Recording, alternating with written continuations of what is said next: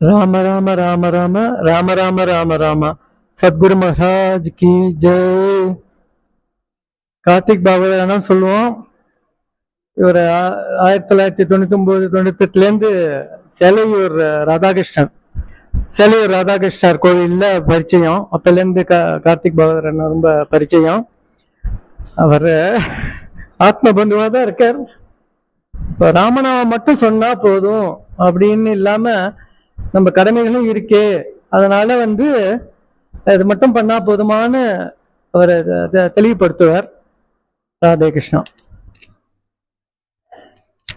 ராம ராம ராம ராம ராம ராம ராம ராம நாம சங்கீர்த்தனம் அப்படின்னு சொல்லியிருக்கு. நாம சங்கீர்த்தனம் பண்றது அப்படியே ராமநாமா மட்டும் சொல்ல இருந்தா போருமா, வேற எதுவும் செய்ய வேண்டாமா, அப்படி எந்த சாஸ்திரத்திலையும் சொல்லலை. நம்ம குருநாதால் எத்தனை சித்தாந்தம் பண்ணியிருக்கா, அதெல்லாம் ராமநாம சொன்னாக்கா பாக்கி எதுவுமே பண்ண வேண்டாம் அப்படின்னு சொல்லவே இல்லை. ராமநாமம் சொல்லணும், இல்ல பகவன் நாமம் சிவநாமம் சொல்றோம், இல்ல அம்பாள் நாமம் சொல்றோம், முருகான் சொல்றோம். அவளுக்கு என்ன நாமம், பகவன் நாமம் எதா இருந்தாலும் சரி சொல்லலாம். ஹரி ஹரி ஹரிலாம் கிருஷ்ண கிருஷ்ணான்னு சொல்லலாம், நீங்க எது வேணாலும் பண்ணலாம். ஆனா அது மட்டும் போறோம் அப்படின்னு எதுக்காக சொன்னா, என்ன கர்மா பண்ணியிருந்தாலும் அது பண்ணிட்டே இருக்கலாம். அதை விட முக்கியமா எதுன்னா, அந்த ராமநாம மட்டும் சொன்ன பாரு, மற்றதெல்லாம் வேண்டாம்னு சொல்றது என்னன்னா, அது நாம அபராதம் அப்படிங்கிற அந்த ஒரு பெரிய மகத்தான அபராதத்துல கொண்டு விட்டுடும். அதுல அதுக்கு நம்ம ஹேத்துவா இருக்கக்கூடாது, அதுக்கு காரணம் வச்சுக்க கூடாது. அப்புறம் நம்மளுக்கு நாம சித்திக்க எத்தனை ஜென்மம் ஆகும்னு சொல்ல முடியாது. அது குருநாதால் சித்தாந்தம், அது ரொம்ப விசாரமா போகும், நிறைய எபிசோட்ல போகும். அதை பத்தி சொல்றதா இருந்தா நம்ம அதுக்கு போல. ஆனா நாம அபராதங்கள்னு 10 அபராதங்கள் சொல்லியிருக்கு புராணத்துல. அந்த 10 அபராதங்கள்ல ஒரு அபராதம் என்னன்னா, நம்ம நாம சொல்றோம் அப்படிங்கிறதுனால விகித கர்மானுஷ்டானங்களை தியாகம் பண்றதுங்கிற ஒரு அபச்சாரம். அதாவது நம்ம பகவன் நாம சொல்றோம் அப்படிங்கிறதுனால வேற எதுவும் பண்ண வேண்டாம்னு, அது நம்மளோட அஜ்ஞானம், குறுகிய புக்தி. நாம சொன்னாக்க வேற எதுவுமே பண்ண வேண்டாம் அப்படின்னு அப்படி சொல்லவே இல்லை. நாமத்தை விகித கர்மானுஷ்டானமா வச்சிருக்கு அப்படின்னு தான் சித்தாந்தத்துல பிரசித்தமா இருக்கு. நம்ம ஆச்சாரியாலேருந்து இப்ப குருநாதார் சித்தாந்தத்திலையும் அதை ஸ்பஷ்டமா காட்டார், பண்ணி சொல்லிட்டே இருக்கார். நாம பகவன் நாம எப்ப வேணாலும் சொல்லலாம், யார் வேணாலும் சொல்லலாம். அது பொது தர்மம் சொன்னதுக்கு காரணம் என்னன்னு, அதான் அது எல்லாருக்கும் பொதுவான தர்மம் அப்படின்னு. அது நாம சித்தாந்தம் ஆரம்பிக்கும் போது தெரியும். விஷ்ணு சஹஸ்ரநாம பாஷ்யத்துல எப்படி அது ஆச்சாரியால் தெளிவுபடுத்திருக்கான்னு அதை அப்புறம் விஸ்தாரமா பார்க்கலாம். ஆனா இந்த அபச்சாரத்துக்கு காரணமா இருக்கக்கூடாது. எல்லாரும் அவளோட விகித கர்மானுஷ்டானத்தை பண்ணிதான் ஆகணும். 3 வேளை திரிசந்தியா சொல்றது, அது போல ஷண்மத்தின்னு 96 சாத்தம் பிரம்மச்சாரி ஆசிரமத்துல இருக்கிறவா அவா அனுஷ்டானத்தை பண்ணிதான் ஆகணும். அது மாதிரி கிரகசாஸ்திரம தர்மத்துல இருக்கிறவா அவா பண்ணிதான் ஆகணும். நம்ம குருநாதரோட ஸ்லோகத்தை நல்லா கவனிக்கணும். சர்வேஷாம் ஆசிரமானாம் விரச்சித நியம பிரௌட தர்ம பிரஜானம் அப்படின்னு இருக்கு. ருக்வேதாதி ஆகமாந்த சிரவண சுமணன தியான யோகாதி பாஜா சண்டாலத்வாதி சாந்தியை நிரவதி கிருப்பையா நாமபக்தி விதாய ஸ்ரீமத் போதேந்திர யோகி பகுபகி தேசா தன் நமசிய சதாகம் அப்படின்னு ஸ்லோகம். என்ன சொல்றாங்க, எப்பேற்பட்ட ஆசிரமத்துல இருக்கோ ஆசிரமத்துல இல்லாத அப்படிலாம் கணக்கு, யாரா இருந்தாலும் சரி. கிம் ஜப்பன் முச்சேதிய ஜந்துங்கிற வார்த்தைக்கு என்ன அர்த்தம், சஹஸ்ரநாமத்துல வருது இல்லையா. யுதிஷ்டிரன் கேள்வி கேட்கிற, ஜந்துன்னா என்ன, ஜனிச்சதுலாம் ஜந்து தான். அப்ப எந்த மனுஷ ஜீவன் பண்ணி தான் சொல்லிருக்கா. அப்ப கஜேந்திர மனுஷத்துல அவன் சொல்லலையா. இப்ப சமீபத்துல இந்த கலியுகத்துல இப்ப நடக்கிற இந்த ராமநாம ஆரம்பிச்சு நடக்கல. ஒரு 10 வருஷத்துக்கு முன்னாடி கோயம்புத்தூர் போனா அங்க ஒரு கிளி ராமநாம சொல்றது. நான் ராமராம சொல்லுன்னா அது கிளி ராமராம சொல்றேன். அதனால ஜந்து கிம் ஜபன் முச்சதே ஜந்துன்னு சொல்லியிருக்கேன். அப்ப ஜனிச்சதுலாம் ஜந்து தானே. அப்ப எல்லாருக்கும் பொதுவான தர்மம் தானே அர்த்தம் ராமநாமம். அதனால எல்லாரும் சொல்லலான் இருக்கு. அதனால விகித கர்மானுஷ்டானத்தை விடணும்னு சொல்லலை. எல்லாரும் நல்லா தெரிஞ்சுக்கணும். விகித கர்மானுஷ்டானம் அப்படிங்கிறது நம்ம இந்த வர்ணத்துல இருக்கோம், இந்த ஆசிரமத்துல இருக்கோம் அப்படிங்கிறது அது சாஸ்திர ரீதியா விரிச்சிருக்கு. சாஸ்திர விதியை உல்லங்கனம் பண்ணிட்டு இதை பண்ணணும்னு சொல்லவே இல்லை. அதனால இது விகித கர்மம் தான்.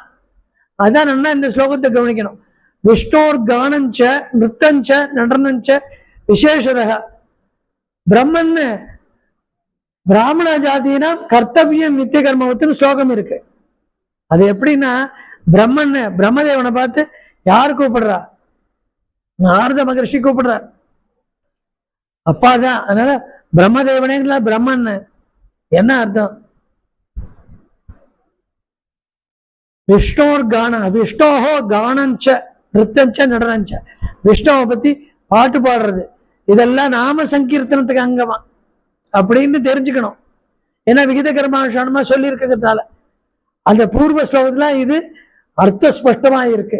என்னன்னா கானஞ்ச நிருத்தஞ்ச, நிருத்தியம் அப்படின்னாக்க இப்ப பகவான் பண்ண எல்லா அலியிலையும் அனுகரணம் பண்றதுன்னு கோபிகா கீதத்துல கூட வரும். ஸ்ரீமத் பாகவதத்துல பஜனை சம்பிரதாயத்துல கூட அதை அனுகரணம் பண்ணிக்கிறது. ராசிரையில பண்றதில்ல, அனுகரணம் பண்றது, அதெல்லாம் நிருத்தியம்னு பேரு. நடனம்ங்கிறது அபிநயம் பண்ணிக்காம ஒரு பாட்டுக்கு கீதத்துக்கு அபிநயம் பண்ணிக்காது.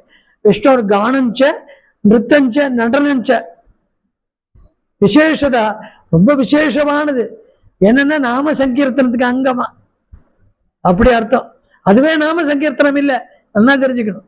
நாம சங்கீர்த்தனத்துக்கு அங்கமா. அது எப்படி கேட்டாக்க, பிரம்மன் பிராமண ஜாதியினம் நித்திய கர்மவத்து கர்த்தவியம் அப்படின்னா அர்த்தம் கரெக்டா வரும்.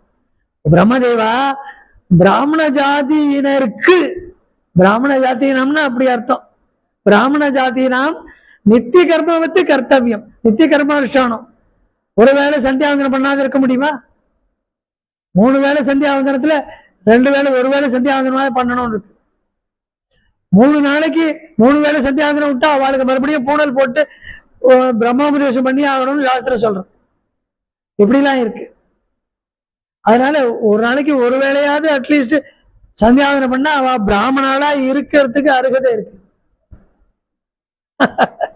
இப்படிலாம் தர்மசாஸ்திரம் சொல்லியிருக்கு. எல்லா ரிஷிகள் நம்மளுக்கு வழி வைத்திருக்க.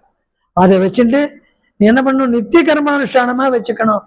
நீ பஜனை, நீ எங்கேயாவது மேடையில போய் உட்காந்து பண்றது, யாராவது ராதா கல்யாணத்துக்கு கூப்பிட்டா சீதா கல்யாணத்துக்கு போனா பஜனை பண்றது அப்படிலாம் சொல்லலை. அது நீ நித்திய கர்மானுஷ்டானமா வச்சுக்கணும் அப்படி சொல்லியிருக்கு. அப்படி வச்சுட்டா ராமநாமத்தை சொல்லிட்டு நீ நித்திய கர்மானுஷ்டானமும் பண்ணும். அப்ப நீ சொல்ற ராமநாமம் இந்த பஜனை எல்லாம் நித்திய கர்மானுஷ்டானம் சேர்ந்து போயிடுமே.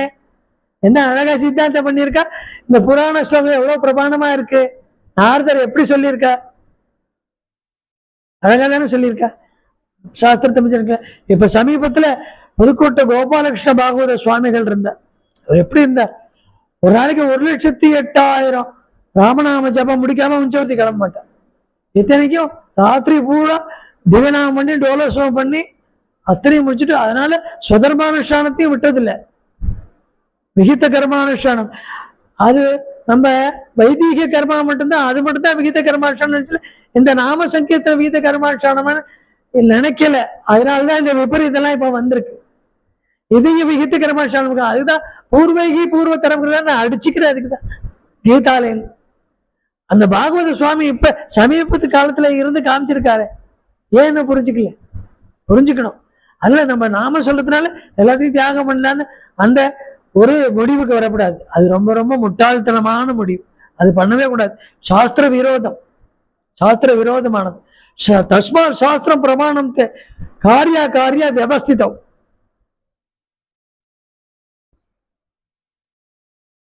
அது ரொம்ப அவசியம். கீதா 16வது அத்தியாயம் 34வது ஸ்லோகம், கடைசி ஸ்லோகம் அது பாருங்க. சாஸ்திர விதானோக்தம் கர்ம கர்த்தும் இகார்கசி.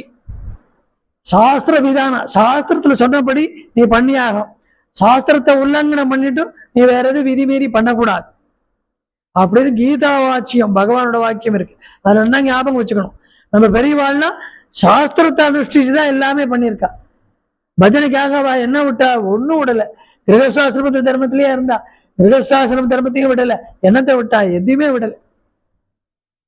அதெல்லாம் அவள்லாம் பார்க்கணும். அந்த மாதிரி பாகவதரோட பழகி இருந்தா தானே தெரியும். அந்த மாதிரி பழகணும். அந்த மாதிரி பாகவதரோட கர்மானுஷ்டானத்தை தியாகம் பண்ணவே இல்லை. அந்த ஆசிரமத்துல இருந்து அதை பண்ணியே ஆகும்.